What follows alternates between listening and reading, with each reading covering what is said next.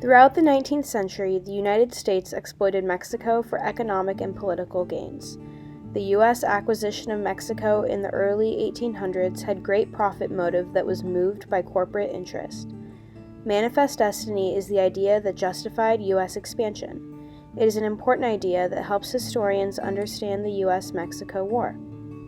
When the United States won the war in 1848, they acquired land in California. California had ports accessible for international trade and was central to the gold rush, making the land profitable and of interest to U.S. investors and politicians. This set the stage of U.S. economic exploitation of Mexico that would proceed through the 19th, 20th, and 21st centuries.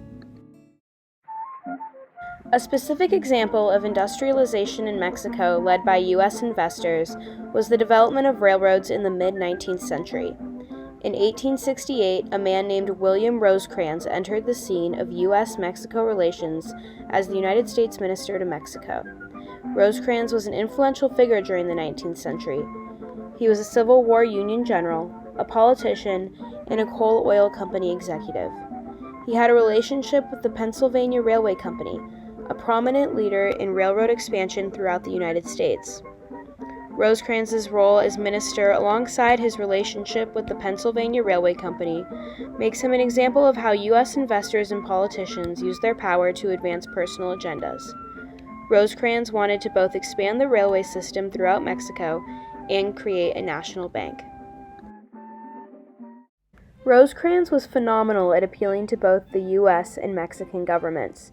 Many U.S. investors supported his plans because an increase of capital in Mexico would make them money. Historian John Hart argues that American investors' control of the national bank would enable them to influence state policy decisions. When his term as Minister to Mexico ended, Rosecrans published a letter to the people of the United States in 1870 that described the relationship between the United States and Mexico. In this document, he promoted a perspective that businessmen and capitalists require, and the interest of our country demands, that our government should declare policy towards Mexico in accordance with our interests, our convictions, and the spirit of the age. This mindset is similar to the one adopted by the United States during the U.S.-Mexico War. Rosecrans supported American bondholders and investors by increasing their political influence in the U.S. and Mexican governments. The expansion of the railway system provided yet another source of infrastructure to improve trade and maximize monetary gain for U.S. investors. Rosecrans's popularity was not limited to the United States. His diplomatic relationship with the Mexican government helped push his U.S. agenda. Rosecrans did not favor territorial gains at Mexico's expense. He also proposed that Mexico pay back debts through land and railroad grants, rather than in cash payments. This was appealing to the struggling Mexican government. In a letter written to President Juarez in May 1869, Rosecrans wrote that all the great commercial interests in the United States and the world favor it. These interests are naturally constructive, not destructive. They must wish for whatever will promote the prosperity, wealth, and progress of Mexico. The Mexican government seemingly accepted these ideas, saying that they were animated by the desire to secure industrial immigration and were in favor of the development of commerce and railway industries between the United States and Mexico. Even though the Mexican government appeared to support his ideas, it is important to be critical of the source, since this is a letter that Rosecrans decided to publish himself.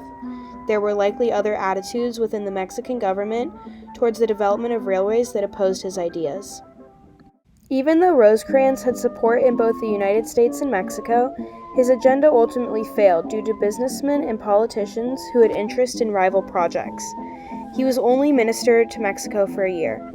Still, railroad development through the 19th century was inevitable, just not in the capacity Rosecrans had hoped.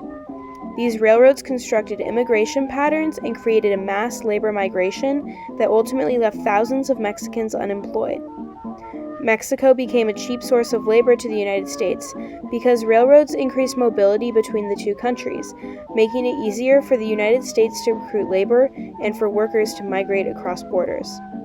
Immigration from Mexico to the U.S. was spearheaded by railroad accessibility, and railroads today are significant to migration patterns and transportation to the United States.